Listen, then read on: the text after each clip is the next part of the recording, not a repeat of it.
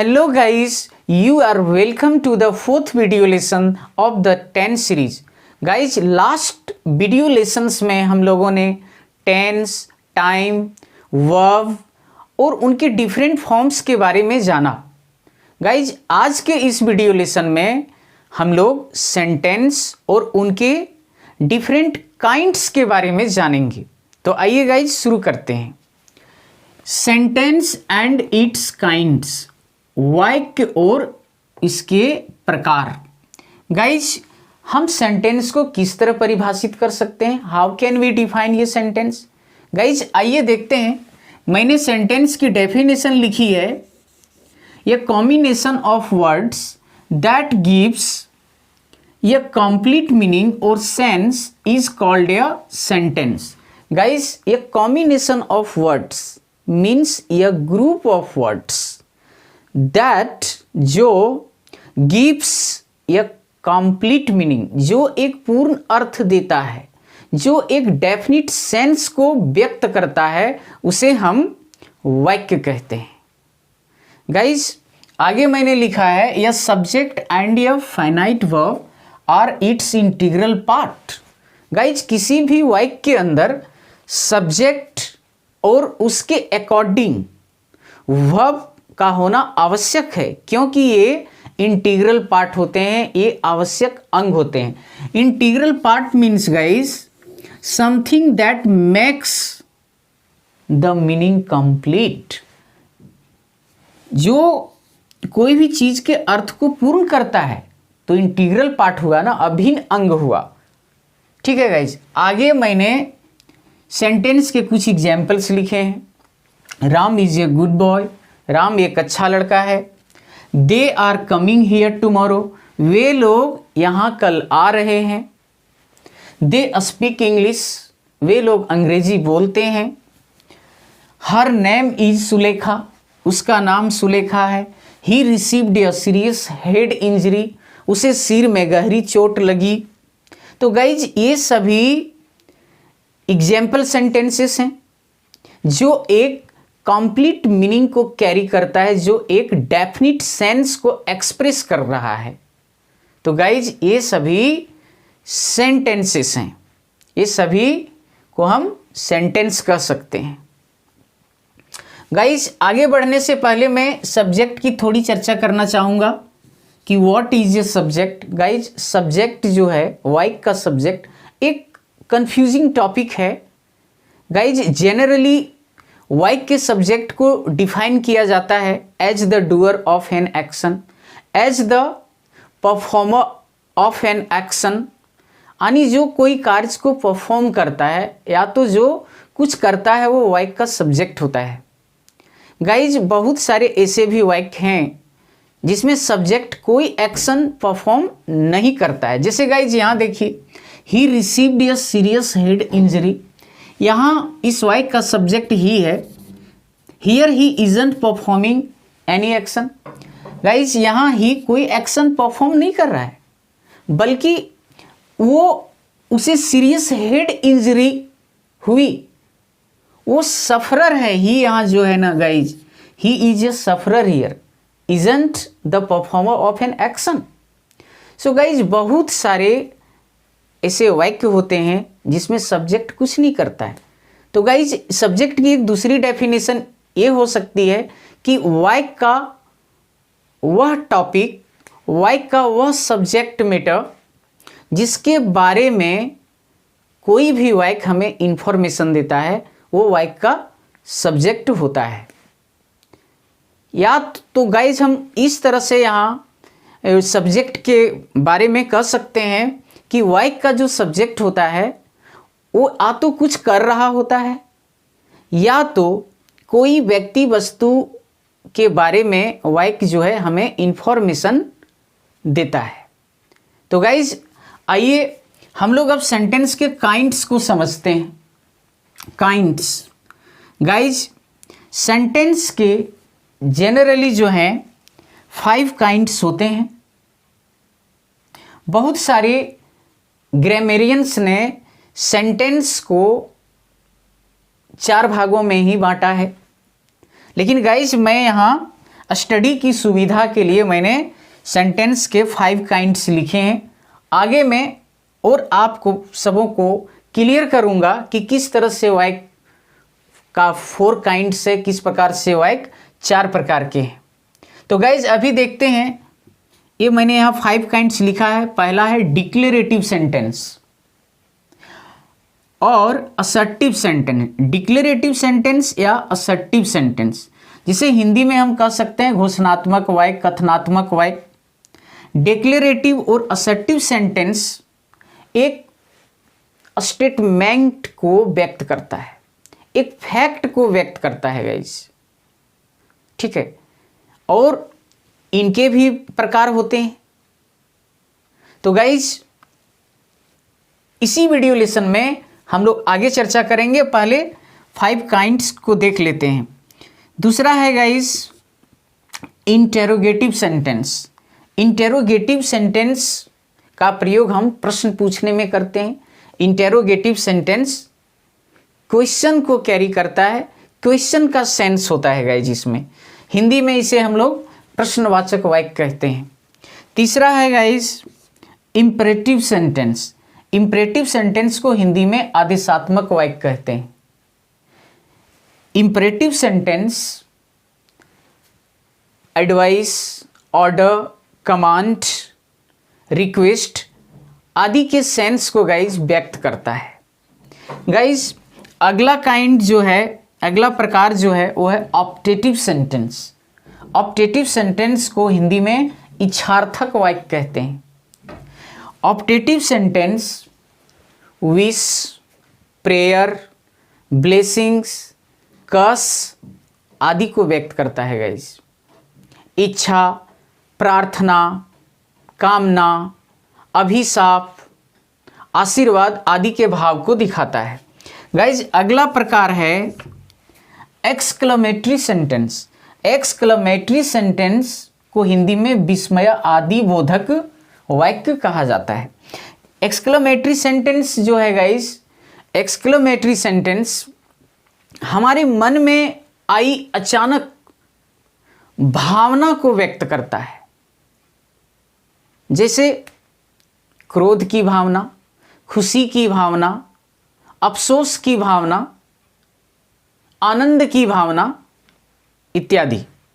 तो गाइज हम लोग आइए इन ऑल द 5 काइंड्स को और अच्छी तरह से समझने के लिए हम लोग कुछ एग्जाम्पल की मदद लेते हैं। गाइज अब हम लोग सेंटेंस के फर्स्ट काइंड को देखते हैं, डिक्लेरेटिव और assertive sentence. Declarative guys, declarative जो शब्द है वो डिक्लेयर से बना है। Declare means make an announcement, ठीक है गाइज। तो डिक्लेरेटिव और असर्ट मीन्स से something in an emphatic way. Assert means होता है कोई बात को जोर डालकर कहना, कोई बात को कहना, ठीक है guys.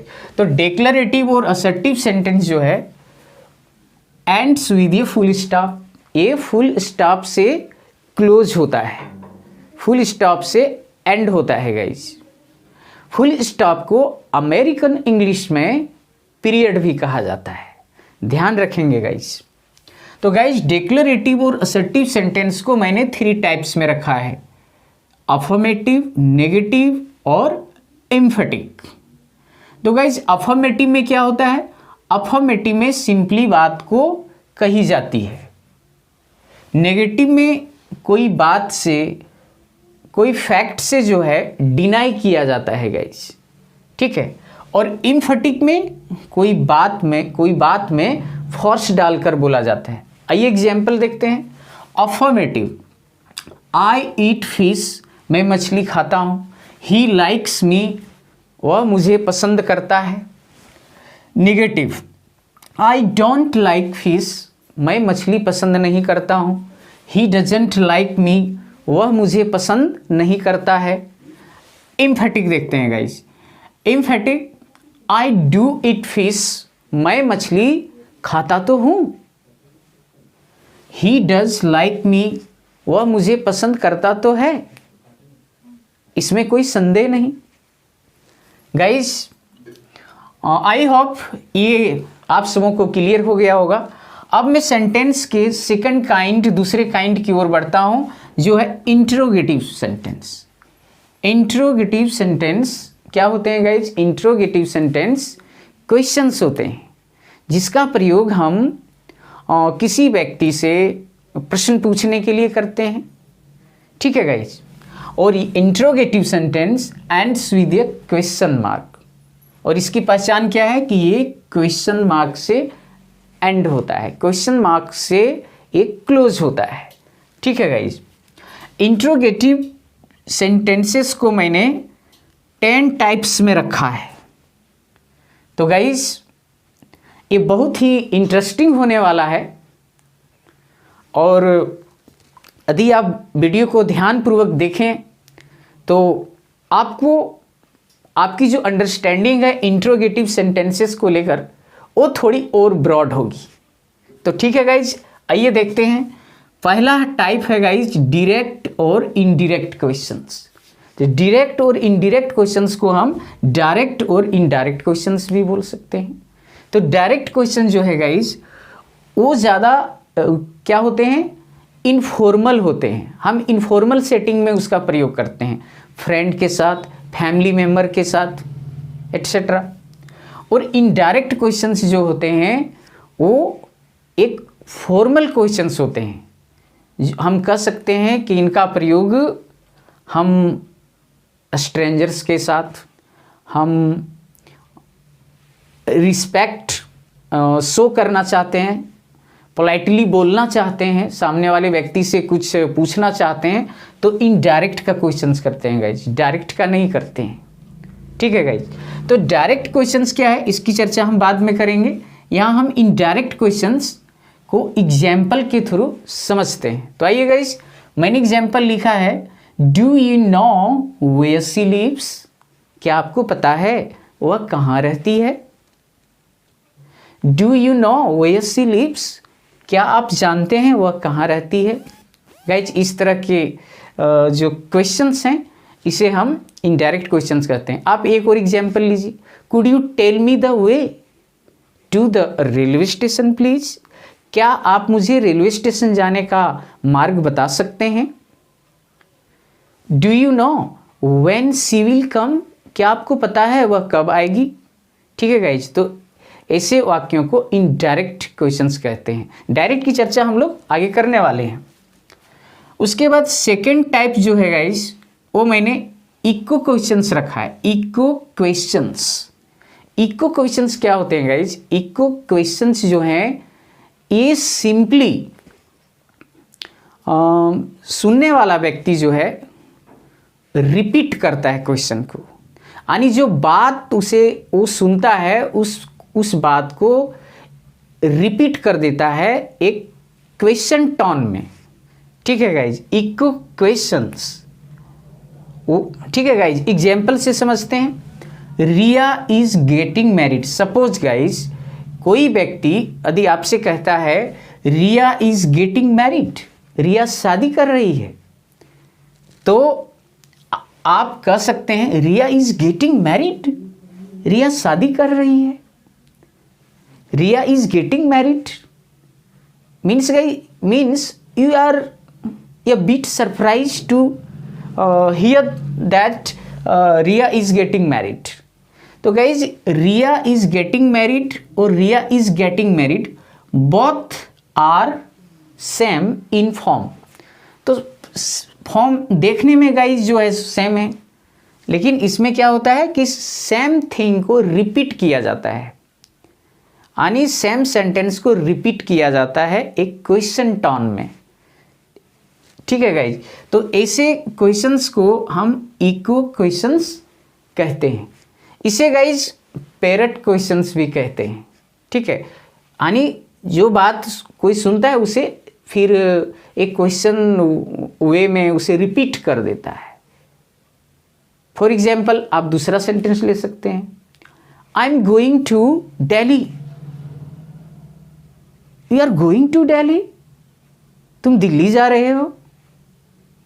What do you want? दूसरा example guys, what do you want, what do I want, मैं क्या चाहता हूँ। तो गाइज यानी हम रिपीट कर देते हैं सेम बात को, ठीक है।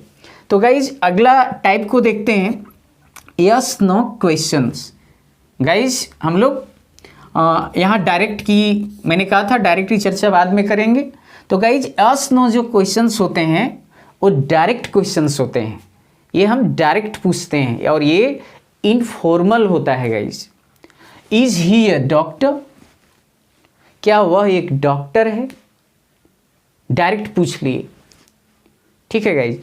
क्या वह एक डॉक्टर है। डू यू प्ले क्रिकेट, क्या तुम क्रिकेट खेलते हो। तो गाइज आस्क नो क्वेश्चंस, इस आस्क नो क्वेश्चंस जो हैं ये डायरेक्ट क्वेश्चंस होते हैं और इन्हें आस्क नो इसलिए कहा जाता है कि इनका ऐसे प्रश्नों का जवाब जो है हम आस्क नो में दे सकते हैं। इज ही ए डॉक्टर, हम कह सकते हैं yes he is a doctor. No he isn't a doctor. Do you play cricket, yes I play cricket. No I don't play cricket, ठीक है गाइज। तो अगर केवल हम यस या नो ही कहें तो कंप्लीट हो जाता है आंसर, सुनने वाला सेटिस्फाइड हो जाता है, इसलिए इस प्रकार के क्वेश्चंस को आस्क नो क्वेश्चंस कहा जाता है। गाइज अगला टाइप है ऑल्टरनेटिव क्वेश्चंस। ऑल्टरनेटिव क्वेश्चंस क्या है गाइज, इस प्रकार के क्वेश्चन में आंसर जो है आंसर छुपा होता है, यानी आंसर जो है प्रेजेंट होता है। डज ही लाइक मैथ्स और साइंस, क्या वह मैथ पसंद करता है या साइंस, ठीक है गाइज। वो व्यक्ति, बोलने वाला व्यक्ति एक मतलब ऑप्शंस को रखता है पूछने वाले व्यक्ति के सामने कि आउट ऑफ टू थिंग्स, ठीक है, कोई व्यक्ति क्या पसंद करता है। तो डज ही लाइक मैथ्स और साइंस, क्या वह मैथ्स पसंद करता है या साइंस पसंद करता है, ठीक है गाइज। तो इस तरह से इस तरह के क्वेश्चंस को अल्टरनेटिव क्वेश्चंस कहा जाता है, ठीक है गाइज। अल्टरनेटिव आप समझ ही रहे हैं, ऑप्शंस। नेक्स्ट टाइप है guys WH questions, WH word questions. इसे गाइज क्वेश्चन वर्ड क्वेश्चंस भी कहते हैं। ये भी गाइज WH क्वेश्चंस जो हैं ये भी डायरेक्ट क्वेश्चंस कहलाते हैं, ये भी डायरेक्ट हैं। हु आर यू, आप कौन हैं। वाई आर यू क्राइंग, आप क्यों रो रहे हैं, ठीक है गाइज।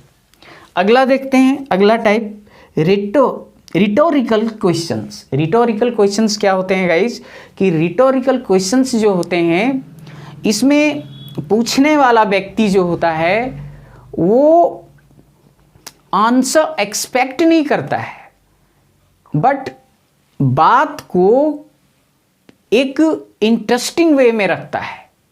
वो जो कहता है गाइज ठीक उसका अपोजिट मीनिंग होता है, ठीक है। तो गाइज एग्जाम्पल से समझते हैं कि रिटोरिकल क्वेश्चंस क्या होता है।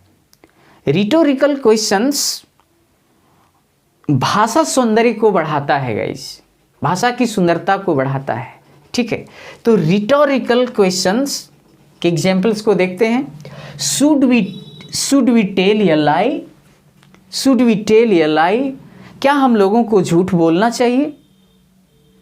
बोलने वाला व्यक्ति का ये इंटेंशन है गाइज, ये भाव है कि वो ये कहना चाहता है कि हम लोगों को झूठ नहीं बोलना चाहिए, ठीक है गाइज। अगला एग्जाम्पल देखते हैं। इज मैन इमोर्टल, क्या मनुष्य अमर है। It means man is not immortal, मनुष्य जो है अमर नहीं है, ठीक है गाइज। अगला टाइप देखते हैं एम्फेटिक क्वेश्चंस। एम्फेटिक क्वेश्चंस क्या होते हैं गाइज, जैसे हम लोगों ने यहाँ एम्फेटिक, डिक्लेरेटिव और असर्टिव की चर्चा की है, ठीक उसी तरह से एम्फेटिक क्वेश्चंस जो होते हैं इसमें भी फोर्स डाला जाता है, फोर्स डालकर बोला जाता है। ठीक है गाइज, इम्फेटिक बनाने के लिए, यानी क्वेश्चन में इम्फेसिस डालने के लिए, उसे और फोर्सफुल बनाने के लिए। ठीक है गाइज, अन्य शब्दों की मदद ली जाती है। एग्जाम्पल देखते हैं guys, who the hell are you, who the hell are you, तुम हो कौन, कम आउट, सामने आओ। ठीक है गाइज, और इस प्रकार के सेंटेंस से एंगर, डिसअपॉइंटमेंट आदि व्यक्त किए जाते हैं। तो गाइज यहाँ हेल का कोई यहाँ मीनिंग नहीं है, खास मीनिंग नहीं है। ठीक है गाइज, ये सिर्फ सेंटेंस में क्या करता है, एक इम्फेसिस को डालता है। ठीक है गाइज, नेक्स्ट टाइप देखते हैं, क्वेश्चन टैग्स। इससे आप फेमिलियर होंगे। ये स्पोकन लैंग्वेज में, स्पोकन इंग्लिश में क्वेश्चन टैग्स का काफ़ी प्रयोग होता है। ठीक है, एग्जाम्पल देखते हैं, you are a doctor aren't you, तुम एक डॉक्टर हो, है ना। You eat fish don't you, she lives in Delhi doesn't she, वह दिल्ली में रहती है ना। तो इस तरह के एग्जाम्पल्स हमारे सामने डेली आते हैं और हम लोग यूज़ करते हैं इस तरह के वाक्यों को। ठीक है गाइज, नेक्स्ट टाइप देखते हैं, डिक्लरेटिव क्वेश्चंस। डिक्लरेटिव क्वेश्चंस क्या होते हैं गाइज? डिक्लरेटिव क्वेश्चंस जो होते हैं वो स्टेटमेंट ही होते हैं, बट बोलने वाला व्यक्ति अपनी सरप्राइज को व्यक्त करता है या वो कंफर्मेशन होना चाहता है। ठीक है गाइज, और डिक्लरेटिव क्वेश्चंस जो हैं डिक्लरेटिव सेंटेंस ही होते हैं। ठीक है गाइज, लेकिन बोलने वाला व्यक्ति जो है कंफर्मेशन के लिए या तो सरप्राइज व्यक्त करने के लिए, ठीक है गाइज, डिक्लरेटिव सेंटेंस के एंड में क्वेश्चन मार्क ऐड करता है। ठीक है गाइज, तो डिक्लरेटिव क्वेश्चंस क्या है, एग्जाम्पल देखते हैं, दिस इज योर कार, यह तुम्हारी गाड़ी है। Oh God, I thought it's mine, अरे मुझे लगा कि ये मेरी है। ठीक है गाइज, दूसरा एग्जाम्पल लेते हैं, that man is your father, वो आदमी तुम्हारे पिताजी हैं। That man is your father question mark, वह आदमी तुम्हारे पिताजी हैं। Oh sorry, I thought he is an outsider, मुझे लगा कोई बाहरी आदमी है। ठीक है गाइज, अब लास्ट टाइप को देखते हैं, 10th टाइप जो है इलिप्टिकल क्वेश्चंस। इलिप्टिकल क्वेश्चंस क्या है गाइज? इलिप्टिकल क्वेश्चंस वे होते हैं जिसमें सेंटेंस के पार्ट्स जो हैं अंडरस्टूड होते हैं, अनएक्सप्रेस्ड होते हैं, यानी क्वेश्चन का एक फ्रेगमेंट होता है गाइज। ठीक है, एग्जाम्पल देखते हैं, सो व्हाट, तो क्या गाइज, तो क्या। जैसे फॉर एग्जाम्पल गाइज, आप सपोज करिए कोई व्यक्ति आपसे ज़्यादा स्ट्रोंगर है और वो आपको धमकी देता है, I can throw you down, I can beat you, I can do anything to you. ठीक है, लेकिन आप जो हैं डरने वाले नहीं हैं, तो आप कह सकते हैं कि so what, if you are stronger than me, so what you can do to me, what do you think you can do to me, तुम्हें क्या लगता है तुम मुझे कर सकते हो, सो व्हाट, तो क्या। अगला देखते हैं, फॉर हुम, किनके लिए, फॉर हुम, किनके लिए। गाइज कंप्लीट क्वेश्चन हो सकता है, for whom did you buy this flower, किनके लिए तुमने यह फूल खरीदे। शॉर्ट में गाइज कहा जा सकता है फॉर हुम, कॉन्टेक्स्ट में बोला जा सकता है गाइज। तो गाइज अब अगला देखते हैं, व्हाई नॉट, क्यों नहीं, व्हाई नॉट। गाइज सपोज करिए कि कोई व्यक्ति आपसे पूछता है do you want to be an actor, और यदि आपका जवाब होता है yes I want to be an actor, तो गाइस वो व्यक्ति आपसे पूछ सकता है व्हाई, क्यों, why you want to be an actor, आप क्यों एक एक्टर बनना चाहते हैं, वो आपसे एक्सप्लेनेशन मांग सकता है। और यदि आपका जवाब होता है no I don't want to be an actor, तो भी वो व्यक्ति आपसे एक्सप्लेनेशन मांग सकता है और पूछ सकता है व्हाई नॉट, आप क्यों नहीं एक एक्टर बनना चाहते हैं, व्हाट्स द रीजन। ठीक है गाइज, तो ये सारे इलिप्टिकल क्वेश्चंस हैं। तो गाइज इस वीडियो लेसन में हम लोगों ने सेंटेंस के 2 काइंड्स को कवर किया। First one is declarative and second one is interrogative sentence. Guys अगली वीडियो लेसन में मैं बाकी सेंटेंस के काइंड्स को जैसे इम्परेटिव, एक्सक्लेमेटरी और ऑप्टेटिव को कवर करूँगा। ठीक है गाइज, यदि यह वीडियो आप सबों को अच्छी लगे तो लाइक करें, शेयर करें, कमेंट करें और हमारे चैनल को सब्सक्राइब करना ना भूलें। ठीक है गाइज, धन्यवाद।